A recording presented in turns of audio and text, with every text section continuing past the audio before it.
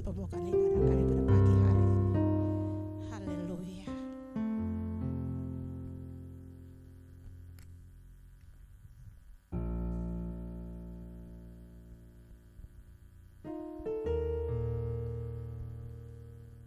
Mari kita berdoa. Bapa kami yang di surga, di pagi hari ini Tuhan kami bersyukur oleh karena kami masih ada sampai pada saat ini. Bapa di surga, kami bersyukur karena napas kehidupan yang Engkau masih berikan kepada kami sampai pada saat ini. Di pagi hari ini Tuhan, kami umat-umat-Mu, jemaat-Mu, datang di rumah-Mu yang kudus, membawa hati dan pikiran kami untuk fokus memuji, menyembah Engkau di pagi hari ini ya Tuhan. Karena kami bersyukur 6 hari lamanya Engkau menuntun menyertai kami dalam tugas dan pekerjaan kami masing-masing. Kami percaya bahwa Allah yang selalu menolong dan memberkati kehidupan keluarga kami masing-masing. Terima kasih banyak Bapa, terima kasih banyak Yesus. Terima kasih banyak Roh Kudus. Di pagi hari ini kami fokus Tuhan untuk menyembah Engkau di pagi hari ini. Mau menyenangkan hati-Mu ya Tuhan. Biarlah puji-pujian kami di pagi hari ini Tuhan boleh berkenan di hadapan hadirat-Mu. Biarlah puji-pujian kami ini Tuhan boleh Engkau terima dengan setulus hati. Bapa, terima kasih.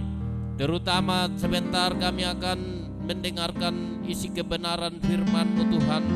Urapi hamba-Mu yang akan menyampaikan kebenaran firman-Mu. Pakai hamba-Mu terus untuk melayani di tempat ini. Biarlah kemuliaan Tuhan terus bersinar di dalam jemaat di tempat ini. Bapa, terima kasih Engkau berkati juga jemaat-Mu yang akan mendengarkan firman-Mu Tuhan. Biarlah firman-Mu Tuhan boleh tertanam di dalam hati kami. Biarlah firman-Mu tidak lalu begitu saja, tetapi membawa hikmat dalam kehidupan kami. Bapa, terima kasih. Kami berdoa juga Tuhan buat saudara kami yang rindu akan mendengarkan kebenaran firman-Mu Tuhan, yang masih dalam perjalanan Tuhan. Kiranya Engkau mempercepat langkah mereka untuk datang di tempat ini, untuk membawa hati dan pikiran mereka memuji dan menyembah Engkau Tuhan. Terima kasih Bapa, terima kasih Yesus, terima kasih Roh Kudus. Di pagi hari ini Tuhan, ada suatu oknum yang tidak senang dalam jalannya ibadah kami, yaitu iblis, kuasa-kuasa kegelapan. Kami tolak, kami patahkan, kami hancurkan hanya di dalam nama Tuhan Yesus. Biarlah berita kebenaran firman-Mu terdengar di tempat ini. Oleh karena ada Tuhan menyertai dan melindungi kami. Tuhan membentengi kami atas bawah, samping, muka, belakang. Tuhan, kiranya Tuhan hadir di tempat ini untuk menyaksikan jalannya ibadah kami yang akan menyenangkan hati-Mu. Terima kasih Tuhan. Inilah doa dan ucapan syukur kami yang kami persembahkan hanya di dalam nama Bapa, Anak, dan Roh Kudus, yaitu satu nama di dalam nama Tuhan Yesus. Mari yang percaya kita katakan amin. Puji Tuhan. Terima kasih. Haleluya. Kita akan memuji-muji dan menyembah Tuhan. Haleluya.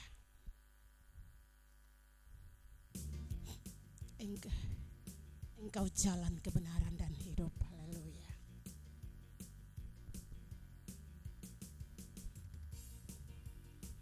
Kita semua bangkit berdiri. Kita akan memuji Tuhan. Haleluya.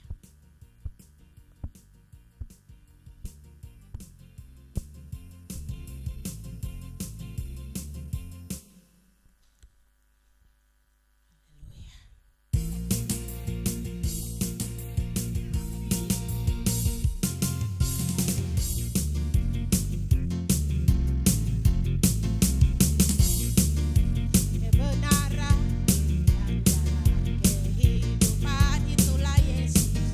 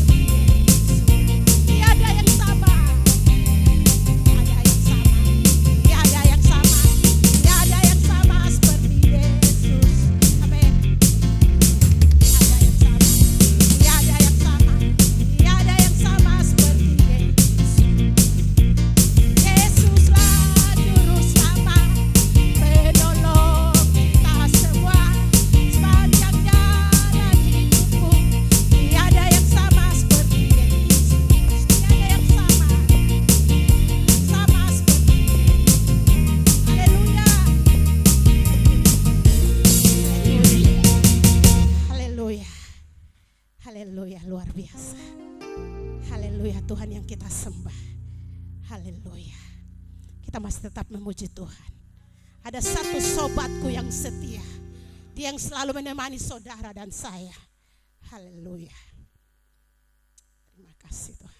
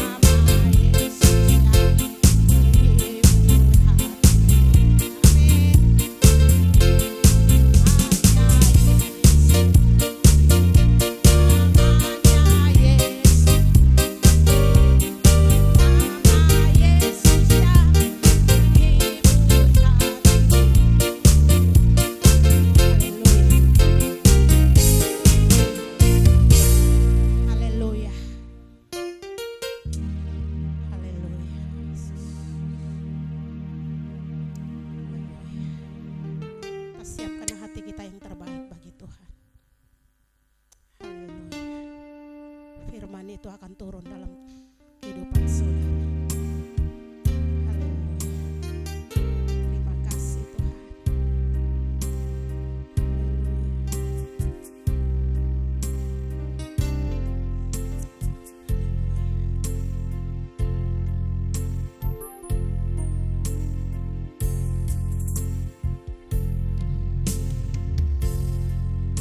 Akan selalu berdiam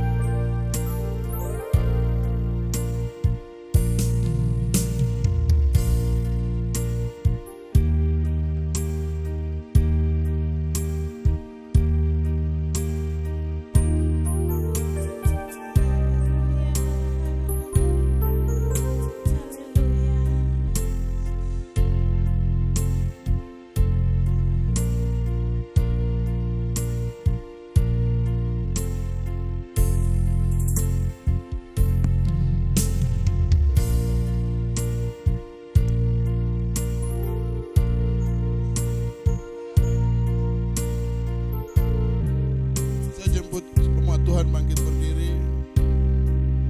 Burung di udara Tuhan pelihara, karena kasih-Nya musim akan selalu berganti.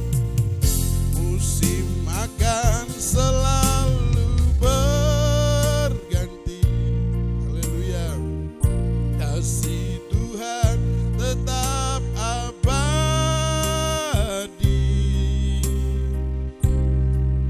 tak akan berubah sampai selamanya. Ku tetap percaya, ku yakin Tuhan memberkati. Ku yakin Tuhan memberkati. Ku yakin Tuhan melindungi.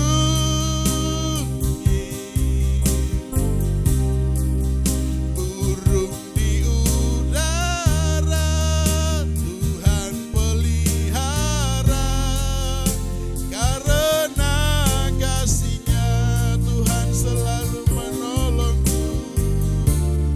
Tuhan selalu menolongku.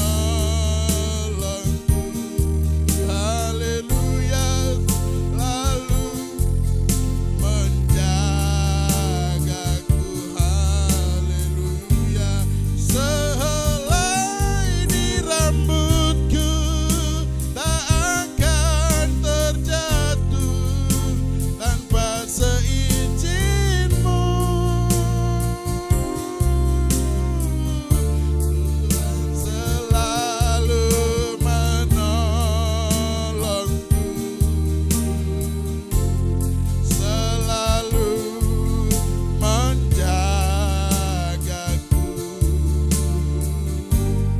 Dia mengenyangkanku dan peliharaku seumur hidupku. Dia mengenyangkanku,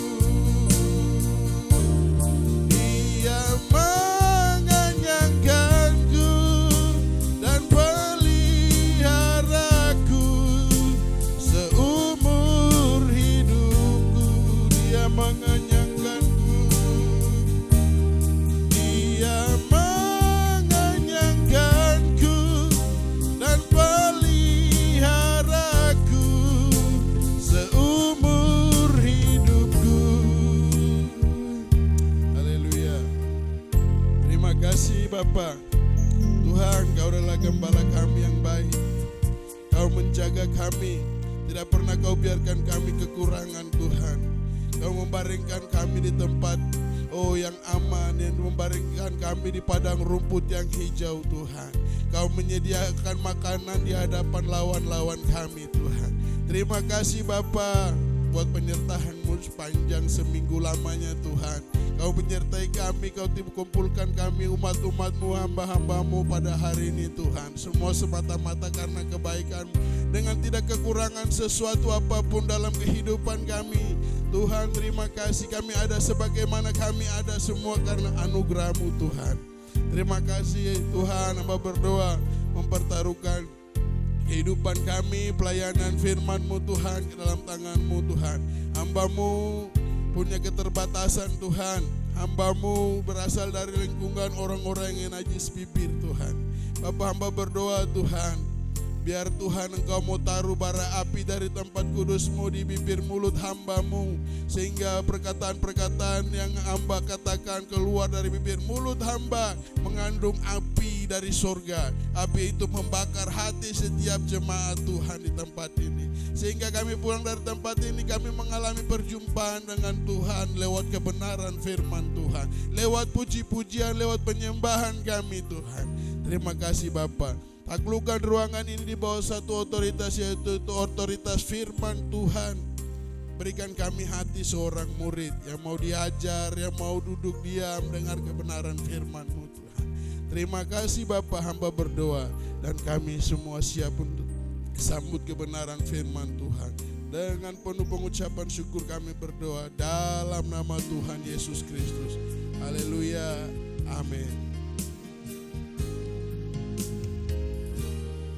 silakan duduk. Shalom. Haleluya. Kita langsung saja buka Alkitab kita dalam Yohanes 3. Di sana saya akan ambil dari ayatnya yang ke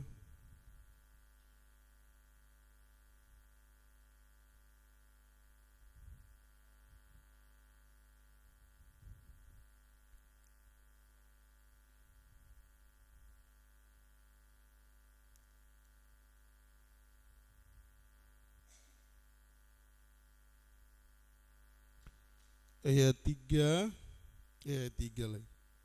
Pasal 3 ayatnya yang ke 17, 18, 19 sampai 21 ya. Kita baca bersaut-sautan, saya ayat 17, jemaat Tuhan baca 18 hingga ayatnya yang selesai. Untuk menghormati firman Tuhan, kita semua bangkit berdiri.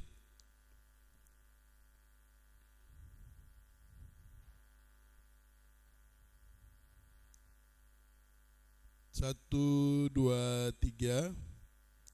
Bersama-sama sudah ya. 1, 2, 3. Sebab Allah mengutus anaknya ke dalam dunia bukan untuk menghakimi dunia, melainkan untuk menyelamatkannya oleh Dia. Barang siapa percaya kepadanya, ia tidak akan dihukum. Barang siapa tidak percaya, ia telah berada di bawah hukuman, sebab ia tidak percaya dalam nama Anak Tunggal Allah. Dan intilah hukuman itu, terang telah datang ke dalam dunia, tetapi manusia lebih menyukai kegelapan daripada terang, sebab perbuatan-perbuatan mereka jahat. Sebab barang siapa berbuat jahat, membenci terang dan tidak datang kepada terang itu, supaya perbuatan-perbuatannya yang jahat itu tidak nampak. Tetapi barang siapa melakukan yang benar, ia datang kepada terang supaya menjadi nyata bahwa perbuatan-perbuatannya dilakukan dalam Allah. Silakan duduk kembali. Tema khotbah hari ini saya kasih percaya atau dihukum, pilihan yang menentukan kekekalan. Haleluya. Saya ambil ayat pokok di dalam yang ayatnya yang ke-18. Barang siapa percaya kepadanya, ia tidak dihukum. Dalam hal ini ada dua tipe orang dalam firman Tuhan. Ada yang percaya dan ada yang tidak. Dan saya percaya kita semua yang hadir pada pagi hari ini, kita semua percaya kepada Tuhan. Amin. Yang percaya, dunia sering berpikir bahwa keselamatan ditentukan oleh perbuatan baik. Haleluya. Orang-orang di luar sana, agama-agama yang di luar daripada Kristen, berpikir bahwa mereka melakukan kebaikan sudah bisa menyelamatkan mereka. Tapi kita percaya, kita sebagai orang-orang Kristen yang percaya kepada Yesus Kristus, bahwa dengan menerima Yesus Kristus sebagai Tuhan dan Juru Selamat pribadi, kita menerima keselamatan itu. Haleluya. Kita lihat, Yesus menegaskan bahwa iman kepada Anak Tunggal Allah adalah penentu utama. Amin. Iman kepada Anak Allah, iman kepada Yesus Kristus. Iman artinya kita percaya bahwa Tuhan itu benar-benar ada di tengah-tengah kehidupan kita. Iman dalam Ibrani 11 menyatakan bahwa tanpa iman tidak ada seorang pun berkenan kepada Allah. Jadi yang menyelamatkan kita, banyak kisah dalam Alkitab, suratan rasul-rasul menyatakan bahwa iman kita yang menyelamatkan kita. Ketika Yesus menyembuhkan orang sakit, imanmu menyelamatkanmu. Amin. Kita percaya pada hari ini kita datang di tempat ini, kita beriman bahwa kita beribadah, Yesus hadir di tengah-tengah kita. Haleluya. Walaupun kita tidak melihat dengan mata jasmani kita, tidak merasakan ada getaran-getaran apa. Saya mau ada sedikit yang saya mau ceritakan, bahwa hadirat Tuhan itu bukan tentang perasaan kita, tapi hadirat Tuhan itu realita, itu kenyataan. Dimanapun kita tidak merasakan strom-strom atau dingin, tetap hadirat Tuhan berhadirat dimanapun kita berada. Karena Matius 6 bilang begini, di mana 2-3 orang berkumpul dan demi namaku, aku hadir. Haleluya. Apalagi kita hari ini lebih dari bilangan yang ditentukan oleh firman Tuhan. Kita percaya bahwa Yesus hadir di tengah-tengah kehidupan, di tengah ibadah kita. Dan kita merasakan dari tempat ini kita pulang, kita bukan datang seperti biasa-biasa. Kita pulang, kita merasakan ada kekuatan baru. Hakikat daripada ibadah itu menjangkau aspek kehidupan kita. Amin. Kita lihat di Yohanes 3 ayat 18, menunjukkan bahwa hukuman bukan dimulai di akhir zaman, tetapi sudah berlaku bagi mereka yang tidak percaya. Haleluya. Berlaku bagi mereka yang tidak percaya, sudah berlaku sekarang. Artinya begini, orang yang terikat dalam dosa, hidupnya tidak akan tenang. Itu hukuman sudah diterima dari sekarang. Mereka akan berkecimpung terus dalam dosa. Kalau tidak melakukan dosa, hidupnya tidak tenang. Itu hukuman. Amin. Orang-orang yang tidak mabuk-mabuk, yang mabuk-mabukan. Biasa, dulu saya begitu juga.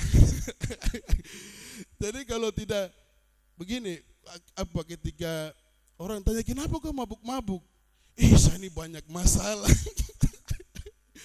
Jadi kalau tidak mabuk rasa macam, masalah ini banyak.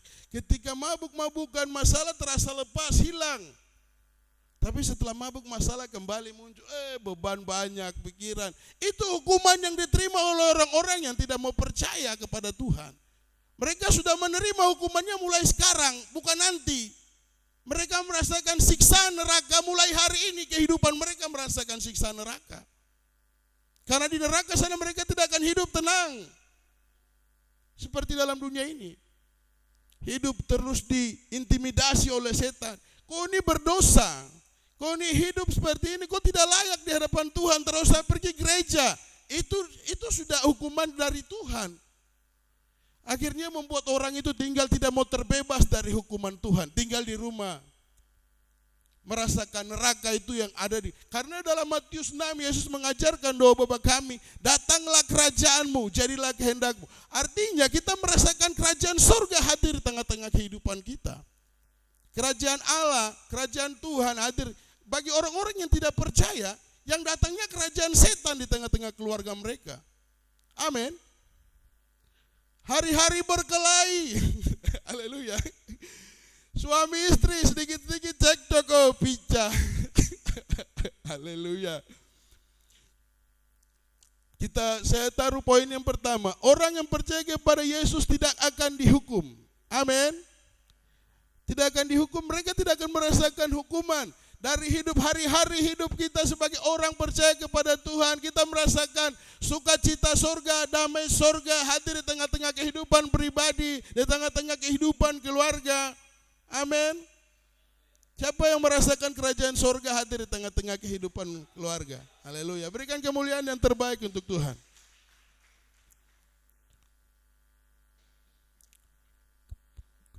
Yang pertama, ketetapan Allah atas dosa harus dihukum mati. Pada zaman Taurat, orang-orang yang kedapatan berbuat dosa harus dihukum mati. Kedapatan berzina, kedapatan membunuh, dan lain-lain dibunuh, harus dihukum mati. Tuhan memerintahkan kepada Musa, karena bangsa ini berjalan bersama-sama dengan Tuhan, mereka harus kudus, menyucikan kehidupan mereka, pakaian saja tidak boleh ada yang robek. Jadi ketika orang-orang ini Tuhan hadir di tengah-tengah kehidupan, di tengah-tengah umat Israel, ketika kedapatan ada yang tidak kudus, mereka mati. Roma 6 ayat 23 bilang begini, sebab upah dosa ialah maut, tetapi karunia Allah ialah hidup kekal dalam Kristus Yesus. Amin. Hidup kekal kita terima kehidupan ketika kita terima Yesus sebagai Tuhan dan Juru Selamat pribadi, kita menerima kehidupan kekal itu. Haleluya. Bangsa Israel hidup di bawah sistem korban sebagai bayangan hukuman atas dosa-dosa mereka. Sebagai bayangan hukuman artinya ketika dorang mulai dibunuh dan kehidupan mereka mulai tidak layak di hadapan Tuhan, mereka dihukum. Itu bayangan hukuman akan dosa yang hukuman bagi dosa mereka nanti kekekalan di dalam neraka. Itu menjadi bayangan kepada kita orang-orang percaya, orang-orang Kristen, bahwa kita akan menerima hukuman yang sama ketika kita tidak terima Yesus sebagai Tuhan dan Juru Selamat pribadi. Hukuman di kekekalan, yaitu di neraka kekal. Yang poin kedua yang saya taruh di sini, kasih karunia Allah hidup, yaitu hidup kekal dalam Kristus. Yesus menanggung dosa, hukuman dosa di atas kayu salib. Jadi ketika kita terima Yesus sebagai Tuhan dan Juru Selamat pribadi, kita percaya bahwa hukuman atas dosa-dosa yang kita lakukan telah diselesaikan oleh Kristus di atas kayu salib. Amin. Tidak ada setan tuduh kau hidup begini. Kau tidak layak di hadapan Tuhan.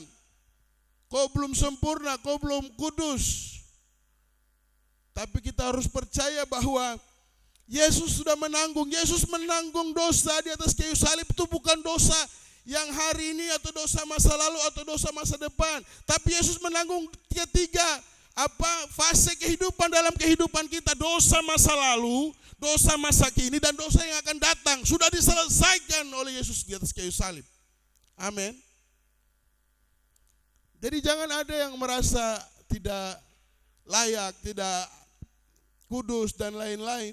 Akhirnya itu setan berusaha untuk kita membuat pikiran kita supaya tidak datang kepada Tuhan.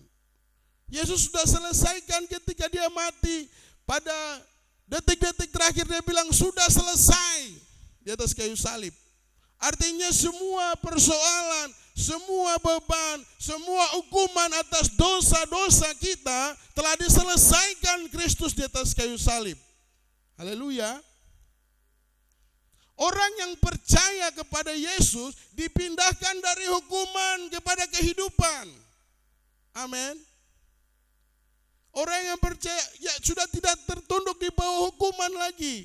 Mereka sudah dipindahkan dari hukuman kepada kehidupan. Lihat Yohanes 5 ayat 24. Aku berkata kepadamu, sesungguhnya barang siapa dengar perkataanku dan percaya kepada Dia yang mengutus aku, ia mempunyai hidup yang kekal dan tidak turut dihukum, sebab ia sudah pindah dari dalam maut ke dalam hidup.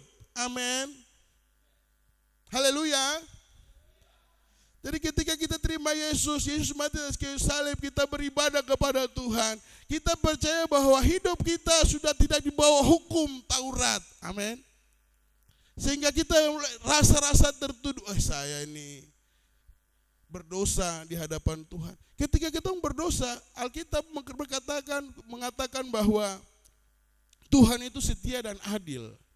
Ketika kita berbuat salah, sengaja maupun tidak sengaja, masuklah ke kamar dan berdoa minta ampun kepada Tuhan. Maka Alkitab mengatakan dia setia dan adil. Dia akan mengampuni segala dosa-dosamu. Amin. Yang berikut, keselamatan adalah anugerah, bukan hasil usaha. Haleluya. Tidak boleh ada yang berkata begini, keselamatan yang saya terima ini karena hasil usaha saya sendiri. Tapi itu anugerah. Anugerah itu pemberian Allah secara cuma-cuma. Amin. Sebab bukan kita yang memilih Tuhan, tetapi Tuhan memilih kita dari sebelum dunia dibentuk. Haleluya. Bukan hasil usaha. Jadi kita mau hidup terus dalam rasa syukur, bukan ketakutan. Amin. Haleluya. Bapak, Ibu, saudara-saudari mau bersyukur atas kematian Kristus di atas kayu salib. Haleluya. Di depan kita tersedia roti dan anggur. Kita percaya ketika kita ambil cawan, minum anggur dan makan tubuh Tuhan, kita bersyukur atas kematian Kristus di atas kayu salib. Bukan ketakutan lagi kita ambil tubuh dan darah Tuhan. Amin. Yang berikut, tidak hidup sembarangan tetapi menghargai kasih karunia. Haleluya. Bukan berarti sudah selamat, sudah sekali selamat asal selamat. Keselamatan bisa hilang kapan saja. Amin. Ketika kita hidup sembarangan tidak menghargai kasih karunia, keselamatan itu bisa hilang. Haleluya. Berikut, memiliki kepastian keselamatan dan damai sejahtera. Saudara, Bapak, Ibu, saudara-saudara, kita percaya bahwa kita memiliki kepastian keselamatan. Tidak ragu-ragu, amin. Semoga arwahnya diterima di sisi Tuhan. Haleluya, kekristenan tidak seperti itu ya, amin. Kita memiliki kepastian keselamatan dan damai sejahtera. Keselamatan kita terima setelah kematian daging kita, damai sejahtera kita terima saat kita hidup, terima Yesus saat kita masih hidup. Amin. Hiduplah dalam damai sejahtera Tuhan. Yohanes 3:18, percaya menentukan nasib hidup kita yang akan datang, nasib yang kekal. Barang siapa percaya kepadanya, ia tidak dihukum. Tidak dihukum artinya tidak berada di bawah hukuman. Seperti yang tadi saya sudah jelaskan di awal. Dalam bahasa Yunani berasal dari kata pisteuo yang bukan berarti mengakui secara intelektual. Ini barang siapa yang percaya. Mengakui secara pengetahuan. Ya saya percaya bahwa itu Yesus itu Tuhan. Tapi tidak mengakui dia, tidak memberikan penyerahan diri kepada Tuhan. Saya ulangi. Dalam hal ini saya bagikan percaya itu bukan sekedar mengatakan percaya, tapi menyerahkan diri secara total kepada Tuhan. Amin. Percaya dengan hati. Yang kedua, bersandar penuh. Artinya segala yang kita lakukan, kita sandar, kita taruh harapan kita kepada Tuhan. Itu definisi percaya menurut bahasa aslinya, bahasa Yunani. Menyerahkan diri total kepada Kristus. Mengandalkan dia sebagai satu-satunya juru selamat. Tidak ada juru selamat yang lain. Amin. Di luar sana ada banyak sekali terjadi perdebatan di YouTube antara gereja, antara agama seberang menyerang kekristenan. Bahkan lebih rusak lagi, Kristen dengan Kristen baku hajar. Mengatakan teologi kami lebih benar dan lain-lain. Sampai membenarkan segala cara dengan menyatakan bahwa Protestan sesat, Katolik sesat. Tapi saya percaya bahwa kita punya satu-satunya juru selamat. Kita mengandalkan dia sebagai satu-satunya juru selamat dalam kehidupan kita. Dan saya tidak percaya bahwa orang Kristen akan mati setelah hidup dalam dosa, mati akan masuk ke dalam namanya api, disucikan di api dulu sekian tahun dulu baru masuk surga. Saya tidak percaya itu. Amin. Saya percaya bahwa kematian Kristus adalah satu-satunya jalan. Kalau ada jalan lain, Yesus mati konyol dong di atas kayu salib. Amin. Karena ada jalan yang lain. Jadi percaya di sini bukan hanya sekedar percaya Allah itu ada. Percaya Yesus itu cuma tokoh sejarah atau percaya secara agama. Tetapi percaya yang menyatu dengan komitmen hidup. Ibrani 11 ayat 6 mengatakan, sebab barang siapa berpaling kepada Allah, ia harus percaya bahwa Allah ada dan bahwa Allah memberi upah kepada orang yang sungguh-sungguh mencari Dia. Amin. Ketika kita berpaling kepada Allah, kita datang beribadah kepada Tuhan, kepada Allah, kita harus percaya bahwa Allah benar-benar ada, hadir di tengah-tengah kehidupan kita, hadir di tengah ibadah kita. Haleluya. Sehingga ibadah kita bukan ibadah yang rutinitas. setiap minggu datang ibadah. Nanti lama-lama, sudah saya istirahat dulu seminggu di rumah, 2 minggu. Itu ibadah yang rutinitas. Kalau kita berdasarkan Ibrani 11 ayat 6 ini, saya kalau enggak gereja, saya enggak ketemu Tuhan. Amin. Haleluya. Ibrani 11 ayat 6 jelas-jelas bilang begini, berpaling kepada Allah, ia harus percaya bahwa Allah ada. Amin. Ketika datang beribadah kepada Tuhan, mau berjumpa dengan Tuhan, tidak melihat gereja ini jemaat rada kosong, lihat manusia yang ada dalam gereja, akhirnya tidak datang di gereja, bahkan nanti bilang lagi, saya gereja tapi saya rasa biasa-biasa saja. Saya rasa terhadap hadirat Tuhan di gereja itu. Ini pernyataan yang salah. Allah hadir. Matius tadi bilang 2-3 orang berkumpul, di sana Tuhan hadir. Berarti kita menyangkal ayat ini. Kalau kita datang beribadah, baru kita bilang tidak ada hadirat Tuhan dalam gereja. Haleluya. Berarti ayat ini disangkal. Karena saya tadi kembali kepada yang tadi saya katakan bahwa hadirat Tuhan itu bukan tentang perasaanmu. Amin. Di mana saya harus rasa dulu, baru ini hadirat Tuhan ada. Enggak, hadirat Tuhan itu realita, kenyataan yang harus diterima. Hadirat Tuhan hadir ketika sikap hati kita benar di hadapan Tuhan. Kalau sikap hati kita, lihat, ini orang ini yang melayani lagi. Suka ya begitu sudah, kau setelah dapat sudah. Haleluya.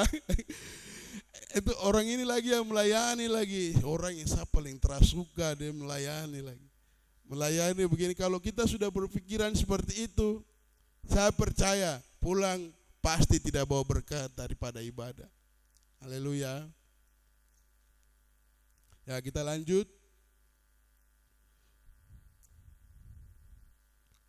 Di sini memiliki 2 dimensi, bahwa percaya bahwa Allah ada, bukan ateisme secara rohani. Artinya kita percaya Allah ada cuma secara teori. Betul, Allah ada. Dia menciptakan dunia ini, dia membentuk gunung-gunung, menciptakan manusia. Itu ateisme secara rohani. Percaya Allah ada, tapi tidak memberikan hidup kita kepada Allah, sang pemilik kehidupan. Haleluya.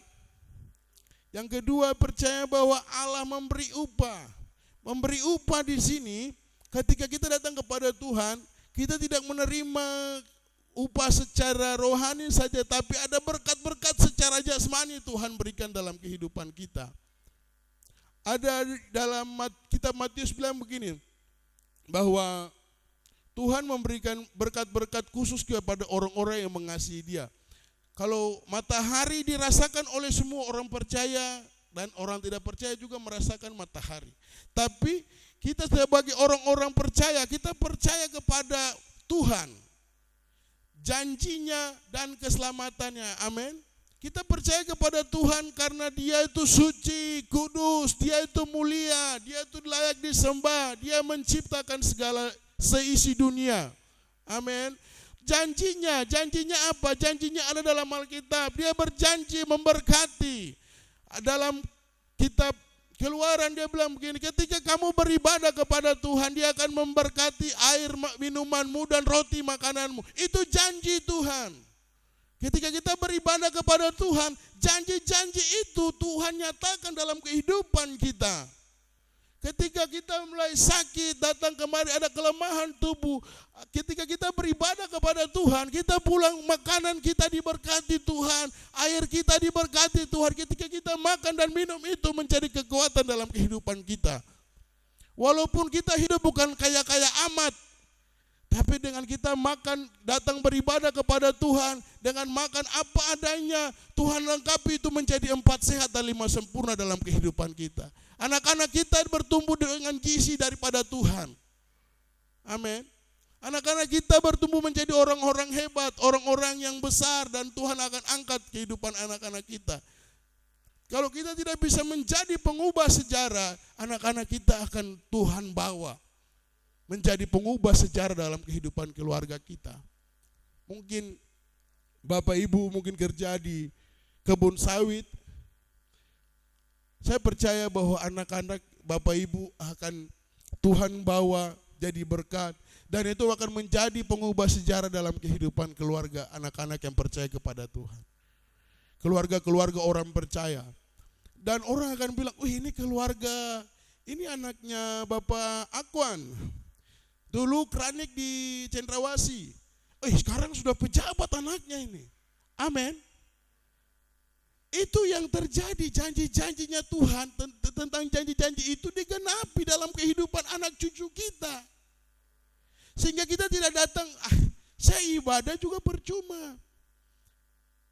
Karena yang kembali kepada tadi, percaya tapi tidak mau memberi diri kepada Tuhan. Masih setengah-setengah. Orang percaya kepada Tuhan, pengenalan kita, pengetahuan kita kan Tuhan tidak buat kita kebal akan dosa. Amin. Beribadah kepada Tuhan selama kita hidup, ada hal-hal yang membuat kita lemah, jatuh, itu biasa. Sambil mengerjakan keselamatan terus menerus hingga Tuhan datang, kita disempurnakan. Ketika Yesus datang di awan-awan. Ketika tubuh kita yang secara daging ini Tuhan ubahkan menjadi tubuh kemuliaan dan kita akan bertemu Tuhan. Itulah akhirnya. Jadi tidak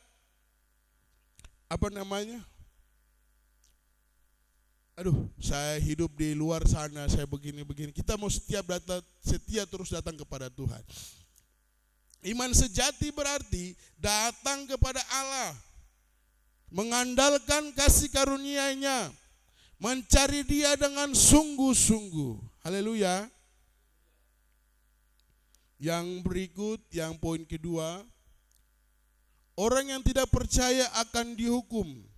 Di sini dia bilang begini, barang siapa tidak percaya, ia telah berada di bawah hukuman. Jadi bukan nanti ya, amin. Telah berada di bawah hukuman. Orang yang hidup dalam dosa merasakan siksaan neraka bukan nanti, tapi hari ini. Amin. Hidup tidak tenang, hari-hari cekcok terus.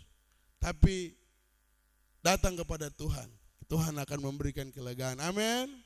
Sehingga kita terbebas dari hukuman ini. Orang percaya, tadi saya bilang bahwa ketika doa Bapa kami Yesus mengajarkan, datanglah kerajaan-Mu. Artinya ketika orang percaya kepada Tuhan, kita berhak meminta kerajaan surga hadir di tengah-tengah kehidupan kita. Haleluya. Sehingga kita merasakan suasana surga di tengah-tengah kehidupan keluarga kita. Sehingga kita merasakan ada kasih. Galatia 5 ayat 22-23 kita rasakan di tengah-tengah kehidupan keluarga kita.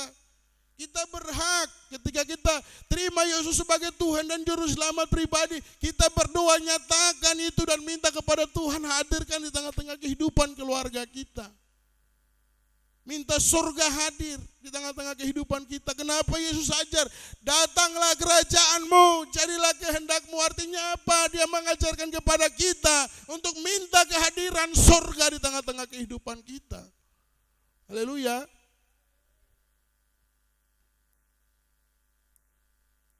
Tidak percaya dalam bentuk secara terbuka, penolakan langsung. Menolak Yesus sebagai Tuhan dan Juru Selamat. Itu kayak saudara-saudara kita yang di luar kekristenan, itu tolak secara langsung. Yesus itu bukan Juru Selamat. Yesus itu cuma manusia, itu nabi biasa. Itu penolakan secara langsung. Menganggap Yesus sebagai tokoh sejarah atau nabi biasa. Sikap keras hati terhadap Injil. Jadi ada satu ayat 2 Korintus 3 ayat 2, di sana dia bilang begini. Jika Injil yang kami beritakan ini masih tertutup juga, dia tertutup bagi orang yang akan binasa. Amin. Jadi kalau ada orang berkhotbah KKR di sana, Bapak Ibu menginjil kepada orang tapi orang tidak mau bertobat, genaplah ayat ini 2 Korintus 3 ayat 2. tertutup bagi mereka yang akan binasa. Jadi jangan heran, ada bilangan yang sudah ditentukan oleh Tuhan untuk binasa. Tapi kita berdoa, kita mau terus mau nyatakan, mau tetap memberitakan Injil, itu tidak membuat semangat kita menjadi kendor. Amin. Banyak juga yang Tuhan mau supaya dimeteraikan untuk masuk dalam kerajaan surga. Tapi banyak orang yang kita sudah berkali-kali ditegur, diinjili. Saya juga tahu, ini bahaya juga nih. Saya ketemu banyak orang yang kayak begini nih. Menginjil tapi kasih tahu dia bilang begini. Saya juga tahu. Seperti Ade Tesa kemarin minggu lalu bilang ngeyel gitu. Ngeyel itu istilah Jawanya gitu. Orang Jakarta. Ngeyel itu keras, tidak mau. Dia merasa dia lebih tahu. Haleluya. Banyak orang di luar begitu. Dikasih tahu, saya juga sudah tahu. Saya sudah tahu cerita tentang kebenaran tentang itu. Tapi tidak mau memberi diri kepada Tuhan. Itu orang-orang yang menolak. Berikut adalah menolak percaya secara intelektual, tapi tidak bertobat. Ini di sini percaya secara pengetahuan. Pengetahuan tentang kekristenan, tentang Yesus itu cuma mempengaruhi akalnya, pikirannya. Jadi dia tahu, jadi pintar sekali bicara tentang Tuhan dan lain-lain, tetapi tidak bertobat. Itu tidak percaya juga. Amin. Tahu tentang Yesus tapi tidak menyerahkan hidup. Mengakui Kristen namun tidak diubahkan. Itu orang-orang itu masuk dalam kategori tidak percaya. Berikut, iman hanya di kepala bukan di hati. Buka ya anak Tuhan, Yakobus 2 ayat 19, cepat. Satu orang baca.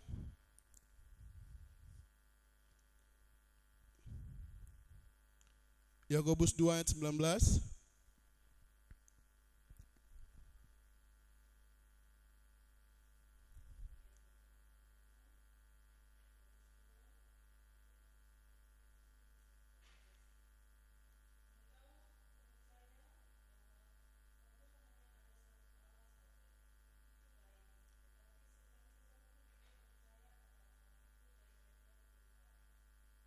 Haleluya.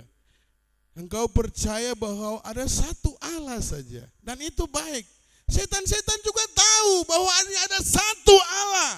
Amin. Dan mereka gemetar dan takut juga kepada Allah. Kita di bagian yang mana? Sama dengan setan? Haleluya. Iman hanya di kepala, mengerti. Tahu nih cerita tentang Tuhan juga hebat. Tapi hidup tidak sesuai dengan firman Tuhan. Haleluya. Yang berikut lagi, percaya tetapi mengandalkan perbuatan sendiri. Jadi percaya kepada Tuhan, tapi mau proses sampai kepada Tuhan harus ada perbuatan sendiri. Mengira keselamatan diperoleh dari amal berbuat baik. Berbuat baik Alkitab tidak menyalahkan itu. Tapi satu-satunya jalan keselamatan hanya lewat Yesus Kristus. Kalau kita tidak percaya Yesus Kristus, amal, kesalehan kita, bahkan dalam kitab Yesaya bilang kesalehan kita seperti kain kotor di hadapan Tuhan. Kain kotor itu kain yang bekas perempuan menstruasi. Itu Yesaya menyatakan itu. Itu kesalehan kita di hadapan Tuhan itu seperti kain kotor. Jadi amal, bahkan moral atau ritual itu mereka mengira keselamatan datang dari situ. Padahal tidak. Itu sama dengan tidak percaya. Amin. Amal, moral, ritual. Ritual di luar sana kayak kita dalam ibadah, tempat ibadah begini, kita beribadah cuma seperti ritual, tradisi, turun-temurun. Karena Kristen hari Minggu harus gereja, itu tradisi, ritual, melakukan ibadah. Beribadah cuma seperti ritual, selesai pulang biasa-biasa saja. Yang berikut, tidak bersandar penuh pada karya salib Kristus. Haleluya. Yang berikut lagi, Injil ditambah dengan usaha manusia, bukan Injil sendiri. Jadi dalam Galatia 5, Galatia berapa itu ya? Saya sudah lupa tepatnya. Dia bilang begini, Injil, ada Injil yang lain. Rasul Paulus dia menyatakan kepada jemaat di Galatia 1. Dia bilang begini, aku heran kamu berbalik daripada suatu Injil kepada Injil yang lain. Artinya kalau ada Injil ini berarti ada Injil yang lain. Amin. Injil yang lain ini Injil tapi dimengerti secara lain. Dicaplok 1-2 ayat untuk mendukung argumentasi mereka sehingga membawa ajaran yang berbeda daripada kekristenan yang sebenarnya. Ayat-ayat, saya mau tegaskan bahwa perjanjian lama dari Kejadian sampai Maleaki telah digenapi dalam Yesus Kristus.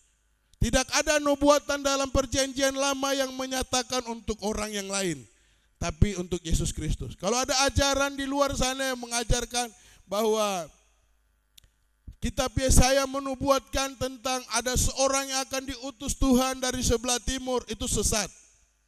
Catat ini. Bahwa Gereja Betel Indonesia menyatakan ada beberapa aliran yang ada sudah tersebar di seluruh Papua. Itu Gereja Betel Indonesia menyatakan sesat. Salah satunya Sion Kids. Bapak Ibu, tolong ketika beribadah di kota-kota atau dimanapun boleh beribadah kemana-mana. Tapi ada satu ajaran yang ditolak juga oleh Gereja Betel Indonesia dan gereja-gereja yang lain. Ada satu ajaran yang ditolak dan dinyatakan sesat, yaitu Sion Kids. Karena mereka menafsirkan ayat Alkitab semau mereka. Seperti contoh yang ini, Injil ditambah dengan usaha manusia, dengan pikiran mereka sendiri. Itu bukan Injil yang sejati. Bahwa keselamatan kita percaya cuma ada 4 Injil. Matius, Markus, Lukas, Yohanes. Itu berbicara tentang kasih karunia Allah yang digenapi dalam Yesus Kristus. Bahkan kita para nabi semua telah digenapi dalam Yesus Kristus. Amin. Jadi kalau ada ayat-ayat yang bilang begini, nanti kalau ada ajaran-ajaran bahwa dari Papua akan bangkit satu bangsa untuk memberkati Israel dan lain-lain, itu sudah digenapi, semua sudah digenapi. Dan itu saya nyatakan sesat, dan Gereja Betel Indonesia juga menyatakan sesat. Jadi kalau Bapak Ibu beribadah di kota sana kemana nanti pergi beribadah, ada ajaran-ajaran kayak begini, jangan diikuti. Haleluya. Itu Injil yang lain yang membuat fokus hidup kita, fokus ibadah kita tidak mengarah kepada anak Allah. Haleluya. Anak Allah ya Yesus, yaitu Yesus Kristus. Yohanes 3 ayat 16, karena begitu besar kasih Allah akan dunia ini sehingga Ia telah mengaruniakan anaknya yang tunggal. Itu adalah inti dari keempat Injil. Amin. Injil ini menceritakan tentang Yesus, bagaimana Dia hidup, bagaimana sampai Dia mati. Itu membicarakan tentang Yohanes 3 ayat 16, di mana Allah menyatakan dirinya sebagai manusia. Haleluya. Nanti di bagian yang lain saya akan kupas ini supaya ini mengcover jemaat kita, supaya tidak boleh ikut ajaran-ajaran yang beredar di lingkungan kita, di mungkin nanti di kota atau kemana anak-anak kita, supaya kita cover jemaat kita untuk tidak ikut ajaran yang sembarang-sembarang. Dasarnya Alkitab, tapi Alkitab yang dicomot dengan kemauan sendiri terus mendukung argumentasi mereka, itu sesat. Amin. Bisa dipahami? Haleluya. Kita lanjut. Menunda untuk percaya. Jadi orang bilang begini, terima Yesus, nanti saja, belum waktunya. Haleluya. Ada juga yang begini Bapak Ibu. Tapi saya percaya di sini tidak. Amin. Di tempat-tempat lain tuh ada yang begitu. Nanti saja, belum waktunya. Haleluya, lanjut. Menunda keselamatan sama dengan menolak keselamatan. Amin. 2 Korintus 6 ayat 2. Satu anak Tuhan, hamba Tuhan, tolong cepat. Sudah mau selesai ini.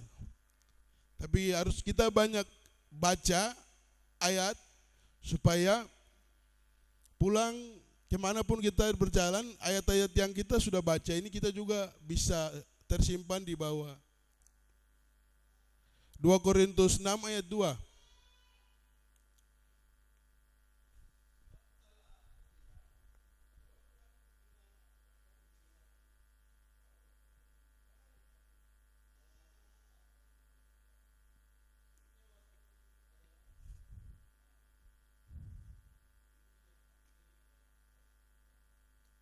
Haleluya.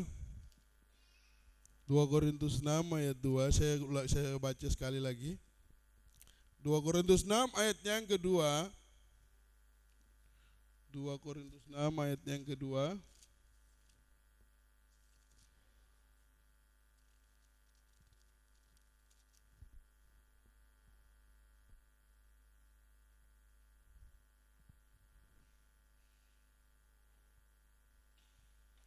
Sebab Allah berfirman, pada waktu aku berkenan, aku akan mendengarkan engkau.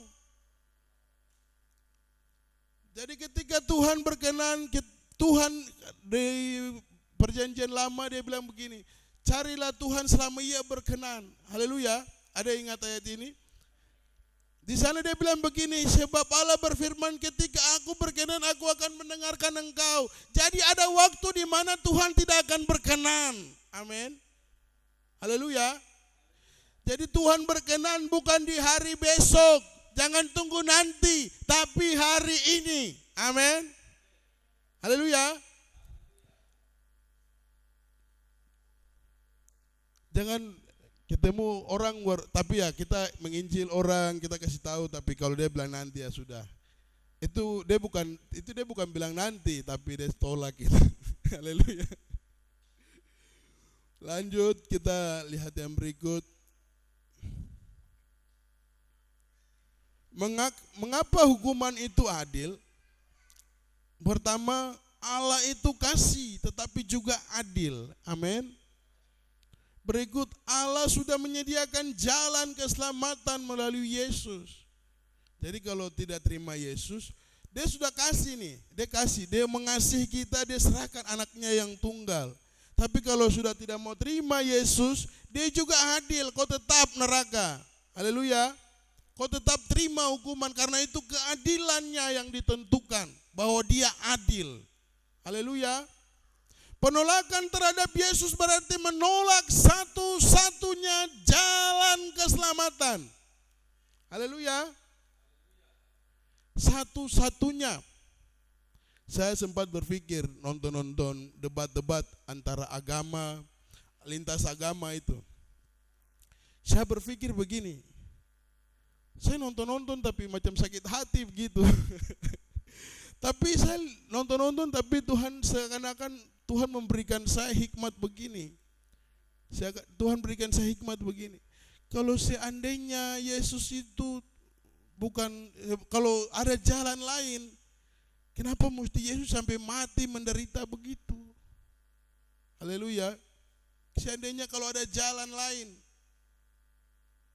Terus kalau memang kematian Yesus Kristus itu cuma disangkal, dibuat-buat, atau memang ada jalan lain lagi, kenapa murid-murid Yesus memberitakan Injil ini tidak ada orang-dorang bunuh orang, tapi dorang yang dibunuh orang? Karena cuma mau mempertahankan satu hal yang bohong, yang tipu-tipu. Kenapa mereka berjuang demikian? Saya renungkan itu, betul ya? Kalau itu tipu, ngapain mereka pertahankan itu? Kalau itu Yesus, kalau ada jalan lain, kenapa dia sampai harus mati di atas kayu salib? Kalau mau dilihat, Alkitab menyatakan bahwa dia tidak melakukan kesalahan, tidak ada dosa. Tapi dia mati di atas kayu salib.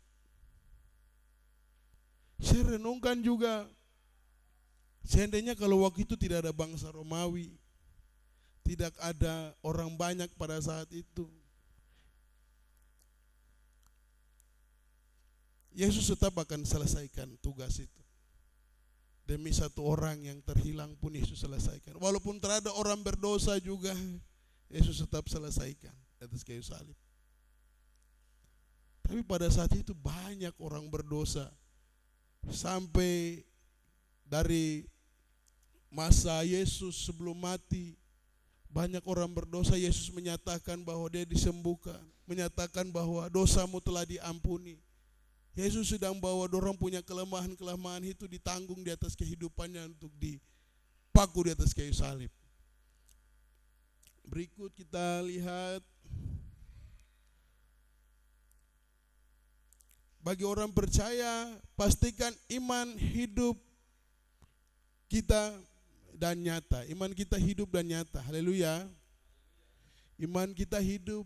Kita percaya, kita datang beribadah kepada Tuhan, kita percaya bahwa kita datang kepada Tuhan dan Tuhan hadir di tengah-tengah kehidupan kita, di tengah ibadah kita. Kita percaya ketika kita berdoa di kamar kita, Tuhan hadir di sana. Amin.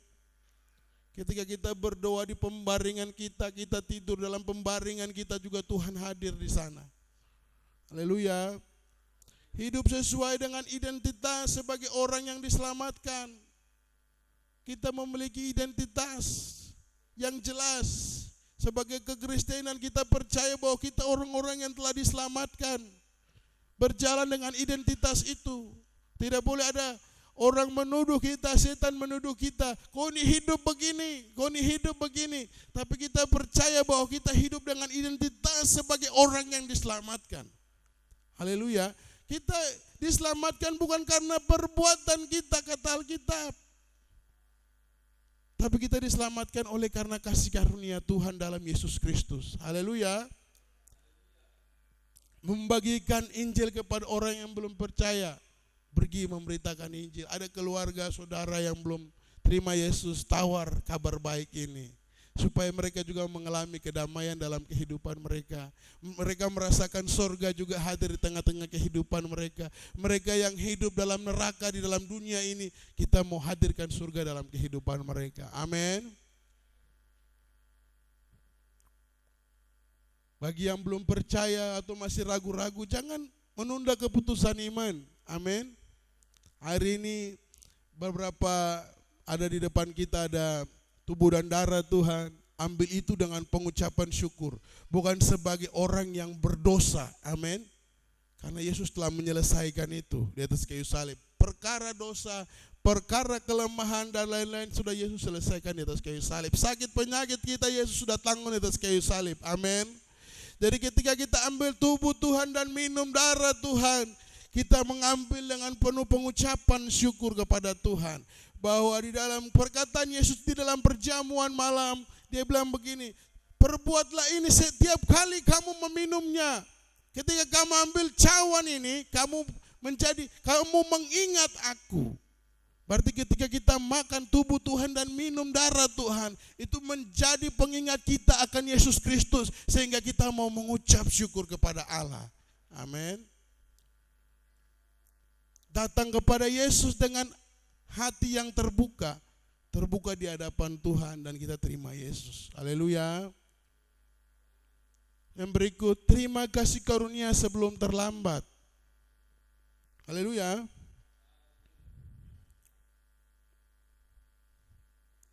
Yohanes 3 ayat 18 menegaskan bahwa manusia sudah berada di salah satu dari dua posisi. Tidak dihukum karena percaya, sudah berada di bawah hukuman karena tidak percaya. Injil bukan ancaman. Pemberitaan firman hari ini bukan ancaman buat orang-orang yang tidak mau terima. Haleluya. Ini bukan ancaman, melainkan undangan kasih Allah. Mau terima undangan. Haleluya. Terima undangan ini dengan penuh pengucapan syukur dan kita mau terima Yesus hadir dalam kehidupan kita. Sehingga kita merasakan seperti yang Alkitab katakan bahwa kerajaan Allah hadir di tengah-tengah kehidupan kita, kita juga mau berdoa menyatakan itu. Sehingga kerajaan sorga hadir di tengah-tengah kehidupan kita, pribadi, kehidupan keluarga kita, kehidupan anak-anak kita, rumah tangga kita, dan kita merasakan ada kasih Allah di tengah-tengah keluarga kita. Haleluya. Pilihan ada pada setiap pribadi kita. Firman Tuhan saya tibakan sampai di sini. Saya kembalikan waktu kepada Bapak Gembala untuk perjamuan. Terima kasih, Tuhan berkati.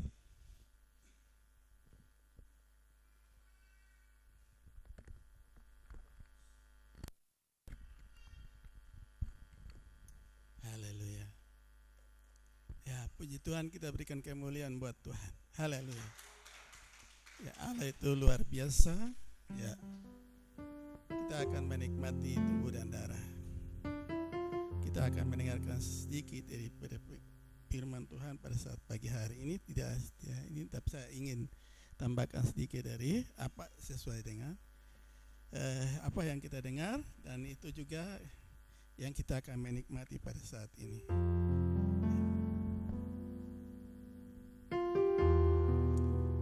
Yesus berkata bahwa akulah roti hidup. Yohanes pasal 6 ayat yang ke-53, dia bilang begini. Jadi hidup itu adalah yang pertama dari akulah roti hidup adalah yang pertama dari ketujuh pernyataan. Aku adalah yang mencatat di dalam Injil. Yohanes, setiap pernyataan itu menyampaikan suatu aspek penting dari pelayanan pribadi Kristus. Pernyataan ini memberitahukan kita bahwa Kristus adalah makanan memelihara kehidupan rohani kita. Yohanes 3 ayat yang ke-6, Yohanes 6 ayat yang ke-53 dibilang begini. Akulah roti hidup. Ya. Barang siapa makan dagingku, dia akan hidup, dan minum darahku, dia akan tetap hidup. Itu adalah perkataan yang diucapkan oleh Yesus. Jadi Yesus katakan hal itu seperti itu. Itu berikutnya dikatakan dalam setiap kehidupan kita. Pernyataan yang lain adalah terang dunia. Yesus berkata bahwa akulah terang dunia. Yohanes 8 ayat 12. Dia katakan juga bahwa dia adalah pintu. Yohanes 10 ayat 9. Gembala yang baik, Yohanes 10 ayat 11 dan 14 sampai 14. Kebangkitan dan hidup, Yohanes 1 ayat 25. Jalan kebenaran dan hidup, Yohanes pasal 14 ayat yang ke-6. Dan pokok anggur yang benar, Yohanes 15 ayat 1 dan 5. Ini adalah pribadi Yesus, ungkapan Yesus dalam kehidupan kita. Jadi Yesus berkata bahwa akulah roti hidup. Barang siapa makan dagingku, dia tidak akan mati. Tidak akan mati lagi.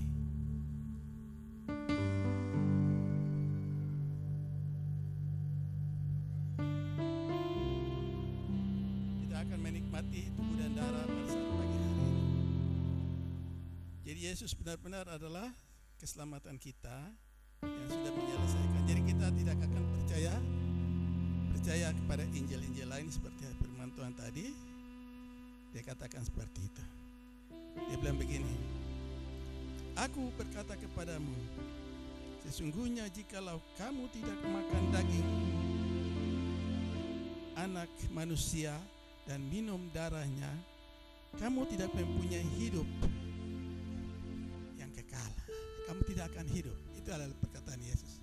Jadi kita akan makan tubuh dan darah, dan satu pengertian bahwa ini walaupun dia adalah roti, tapi ini adalah suatu makna rohani yang kita akan menikmatinya. Bukan suatu simbol, tapi ini yang harus kita lakukan dalam setiap kita beribadah dan melakukannya. Ya. Di dalam gereja kita melakukan ini di awal bulan, ya, minggu pertama. Jadi kalau kita makan buah dan darah ini akan dilakukan dalam kehidupan kita.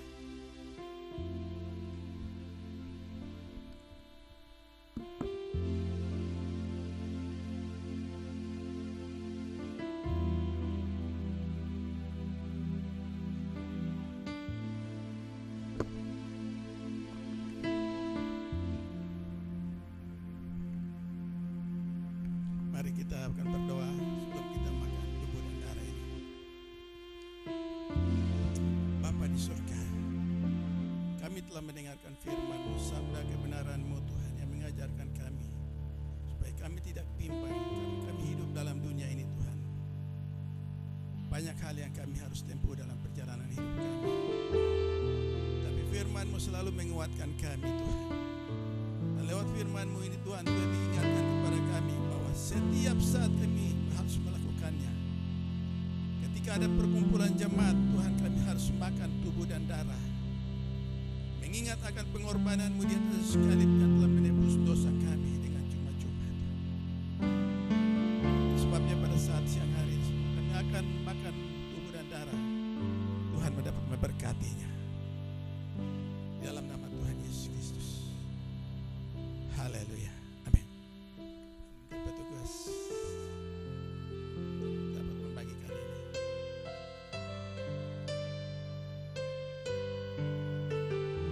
Jadi kita yang dapat makan adalah anak-anak yang belum dibaptis secara salam, tidak bisa dapat menikmatinya.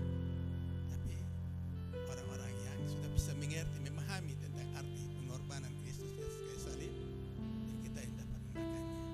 Itu saja, kita akan bagi.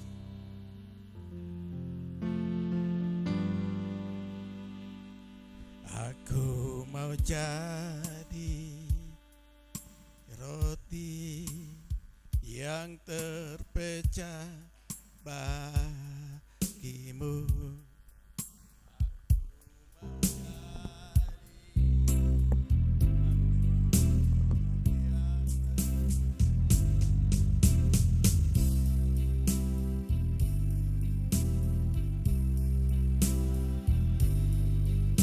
Saksi melayani Injil-Mu, melayani, mengasihi lebih sungguh. Aku mau jadi roti yang terpecah bagimu. Aku mau jadi anggur yang tercurah bagimu. Aku mau jadi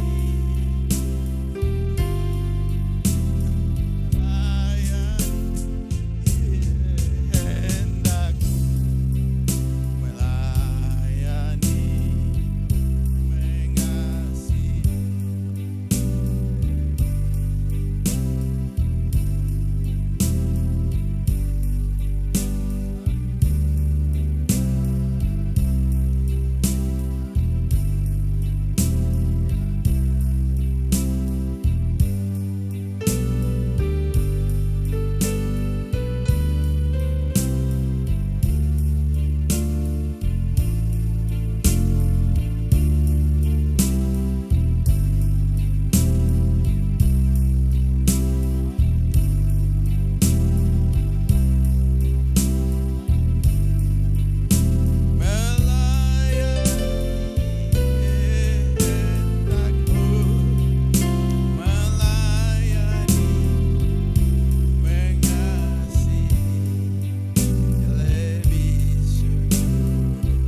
Haleluya.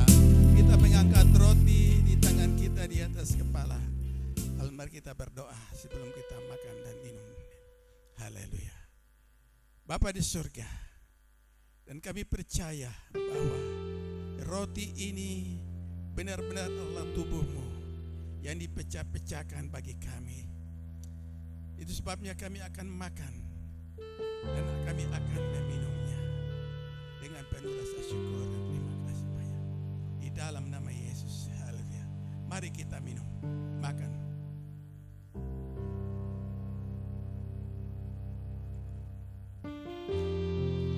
Demikian juga cawan ini Tuhan. Kami akan minumnya Tuhan, mengingat akan darah perjanjian yang telah ditebus dengan cuma-cuma Tuhan, untuk menebus segala dosa kami Tuhan. Kami akan selalu menikmatinya ketika Engkau akan datang kedua kali, Tuhan. Maka semuanya itu akan selesai, Tuhan. Dan kami percaya itu, Tuhan. Ketika Engkau datang Raja di atas segala raja, di atas dunia ini, Tuhan. Dan kami ini akan menikmatinya di Yerusalem baru, Tuhan. Di mana Tuhan, kedatangan-Mu yang mulia itu bersama-sama dengan Engkau dan semua orang-orang percaya di muka bumi ini. Haleluya. Mari kita minum dalam nama Yesus.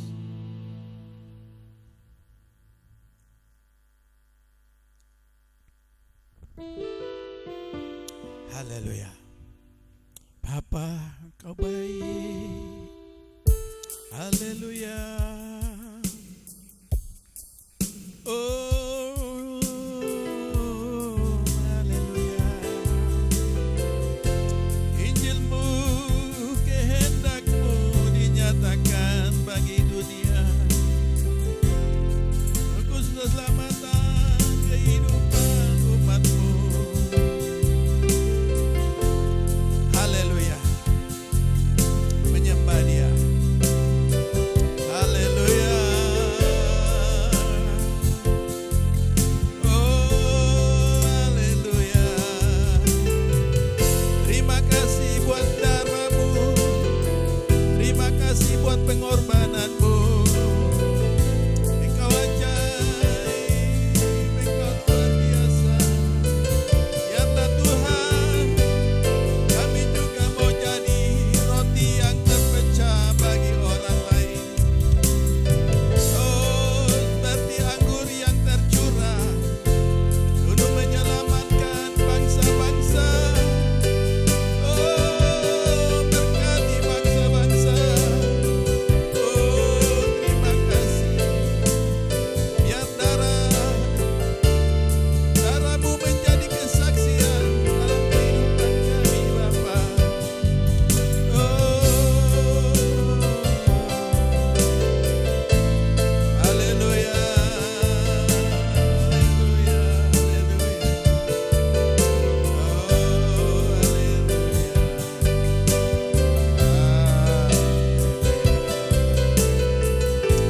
Kau layak menerima segala pujian, hormat dan haleluya Tuhan. Terima kasih buat kasih-Mu, karena Engkau telah mati bagi kami di atas kayu salib untuk menyelamatkan kami. Darah-Mu yang tercurah di atas dunia ini, Tuhan, itu menjadi saksi bagi kami sampai sekarang ini, Tuhan, untuk menyelamatkan kami, Tuhan. Terima kasih Bapa. Tuhan memberkati setiap kami yang memakannya, Tuhan. Ketika kami makan tubuh dan darah pada saat siang hari ini, bahwa ini boleh menjadi haleluya tolak ukur dalam setiap kehidupan iman percaya kami. Walaupun Tuhan, kami tidak melihat, tetapi kami mendengar dan kami melakukannya. Terima kasih Bapa. Tuhan memberkati setiap anak-anak-Mu yang mengambilnya. Tuhan memberkati setiap anak-anak kami yang belum bisa dapat mengambil berkat ini, Tuhan. Sehingga pada saatnya Tuhan, mereka dapat memakannya, Tuhan. Bukan berarti Tuhan keselamatan tidak ada dalam kehidupan mereka, tapi Tuhan juga akan memberkati anak-anak kami, Tuhan, sehingga mereka bertumbuh dalam iman yang benar kepada Engkau, Tuhan. Oh Bapa, terima kasih. Tuhan memberkati, haleluya, baik keluarga-keluarga kami, anak-anak kami, Tuhan, yang masih Tuhan belum bisa mengambil cawan tubuh dan darah pada saat ini, Tuhan. Tuhan Engkau memberkati mereka. Dalam bangku-bangku pendidikan, Tuhan berikan hikmat dan pengetahuan. Orang tua mereka, Tuhan Engkau tambahkan berkat-berkat berkelimpahan, Tuhan, lewat darah Yesus Kristus. Haleluya, keselamatan yang Kau berikan itu bukan hanya secara rohani, Tuhan, tetapi keselamatan juga secara jasmani dalam menyelamatkan setiap orang. Haleluya, keselamatan itu juga yang akan menuntut mereka, jiwa mereka, sampai masuk ke surga. Terima kasih Bapa. Hamba berdoa setiap anak-anak-Mu, Tuhan, jemaat Tuhan yang sudah mendengarkan firman Tuhan, berkati Tuhan. Haleluya Bapa. Dan berdoa Tuhan, sebentar lagi kami akan memberikan apa yang kami bawa untuk pelayanan, untuk memajukan pekerjaan, untuk menopang, haleluya, bagian-bagian dalam, haleluya, melayani Engkau di tempat ini Tuhan. Mari Tuhan memberkati setiap tangan yang akan memberi, haleluya Bapa, haleluya, dalam upah yang mereka peroleh Tuhan, haleluya, dalam pekerjaan mereka Tuhan, Engkau berkati Tuhan. Di kebun ini Tuhan, mereka hanyalah karyawan yang datang. Ketika selesai Tuhan, mereka akan kembali. Tapi kami mau lihat firman Tuhan yang selalu mereka mendengar. Haleluya, ketika mereka pulang ke tempat asal mereka, dan mereka akan melakukannya sampai setiap waktu Tuhan Yesus Engkau datang kembali. Terima kasih Bapak, Tuhan memberkati. Kami siap memberi. Haleluya. Yang percaya katakan amin.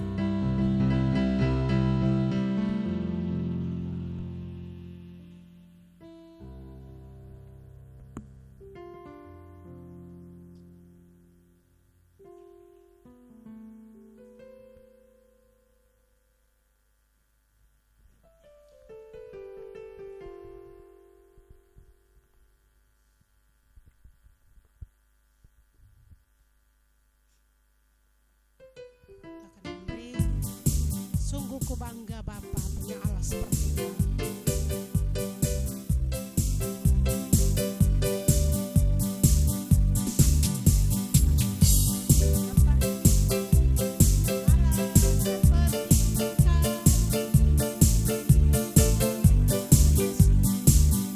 Atas segala pengorbananmu, lepas dari kasih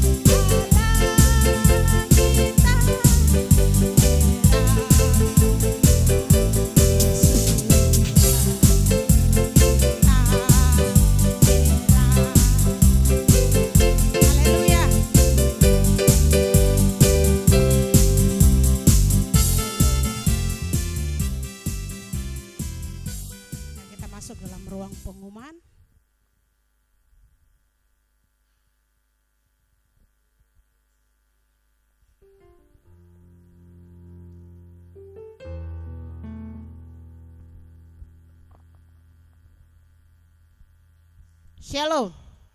Sekali lagi shalom. Berikan kemuliaan yang terbaik bagi Tuhan Allah kita. Kita masuk dalam ruang pengumuman. Yang pertama dari Departemen Keluarga. Selasa tanggal 3 bulan Maret, tempat ibadah gereja. Pelayan pujian Ibu Yawan Kambuaya, pelayan firman Bapak Gasper Akwan, ibadah praise and worship. Ibadah kita pujian penyembahan. Dan selaku koordinator, saya mengundang Bapak Ibu semua yang hari ini hadir. Hari Selasa boleh hadir lagi. Kita merasakan lawatan Tuhan, jamahan Tuhan ketika kita mau datang kepada Tuhan dengan sungguh-sungguh. Itu yang pertama. Yang kedua, buat kita PW, sebentar selesai dari ibadah kita ada rapat singkat kecil buat berjalannya pelayanan kita untuk tahun 2026. Dan yang ketiga, minggu besok diberitahukan kepada setiap orang tua, hari Minggu besok anak-anak sudah mulai sekolah minggu. Dan buat kita guru-guru sekolah minggu yang Tuhan sudah mungkin hati untuk melayani, hari Minggu kita akan beribadah jam 7. Anak sekolah minggu ibadahnya jam 7. Dan minta kesediaan dari Bapak Gembala untuk hadir untuk buka ibadah sekolah minggu pada saat pagi hari Minggu besok. Ya, buat kita semua yang menjadi guru sekolah minggu yang Tuhan taruh, boleh hadir di hari Minggu pagi besok, Minggu besok. Baik, itu saya dari kami selaku koordinator, saya mengucapkan banyak terima kasih.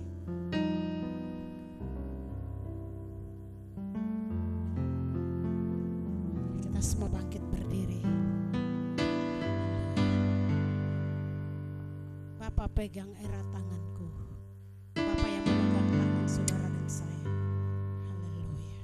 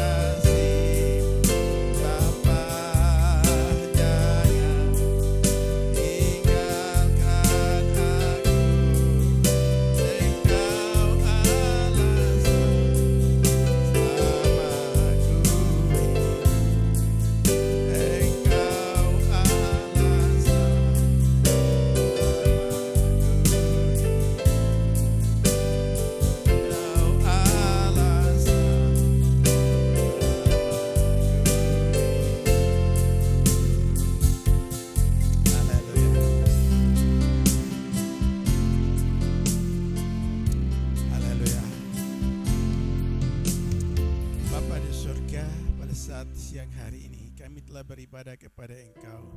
Sebelum kami pergi dan tinggalkan ruangan ini, kami percaya bahwa haleluya, mulai dari tempat ini sampai ke rumah kami masing-masing, bahwa kami akan membawa pulang semua berkat-berkat Tuhan yang luar biasa. Berkat pujian, berkat kebenaran firman-Mu Tuhan, bahkan berkat perjamuan kudus pada saat siang hari Tuhan. Kami percaya Engkau gandakan di dalam setiap kehidupan kami. Dan Engkau juga akan menjauhkan kami dari segala mara bahaya, kuasa-kuasa kegelapan, roh-roh jahat, sakit, penyakit, apapun Tuhan. Haleluya, bilalan-bilalan pelanggar-bilalan pengirik Tuhan, yang selalu akan menggerogoti semua berkat-berkat firman-Mu Tuhan, bahkan berkat-berkat jasmani. Haleluya Tuhan, sehingga kami tidak bisa berbuat apa-apa Tuhan.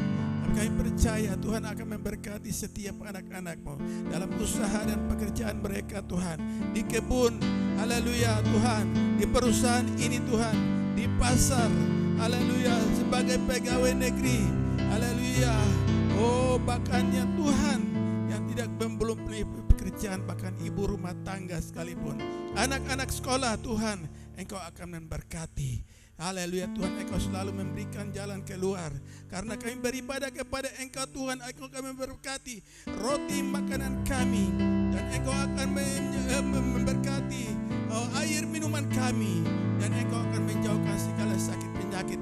Haleluya. Itu sebabnya kami percaya, karena firman-Mu berkata, apabila kami hari ini melakukan firman Tuhan dan mengerjakannya dengan sungguh-sungguh Tuhan, maka Tuhan Engkau akan memberkati Tuhan. Haleluya. Di ladang kami, usaha kami, pekerjaan-pekerjaan kami Tuhan. Haleluya. Sampai pada anak cucu kami Tuhan, akan taruh berkat-berkat yang luar biasa. Tapi apabila kami melanggar kehendak-Mu Tuhan, berarti kami akan mendapatkan kutuk Tuhan di dalamnya Tuhan. Haleluya.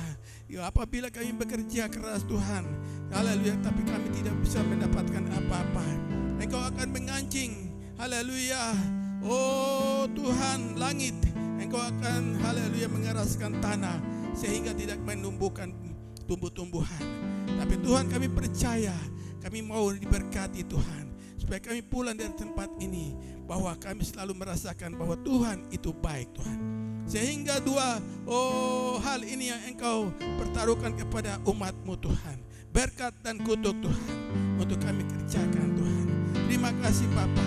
Jauhkan kami dari segala laknat, kutuk, dosa, haleluya, dari segala perkara-perkara yang, haleluya, di mana kami tidak akan berhasil, tetapi Tuhan Engkau memberkati kami. Ladang-ladang kami Tuhan, Engkau akan memberkati Tuhan. Terima kasih Bapa. Terima kasih Tuhan Yesus. Kami mau pulang dan kami mau menerima berkat Tuhan. Saudara-saudaraku yang kekasih dalam Tuhan kami Yesus Kristus, pulanglah dan terimalah berkat Tuhan. Kiranya anugerah dan sejahtera daripada Bapa di surga, haleluya, daripada Tuhan Yesus Kristus akan menyertai saudara sekalian mulai hari ini sampai Maranatha. Tuhan Yesus akan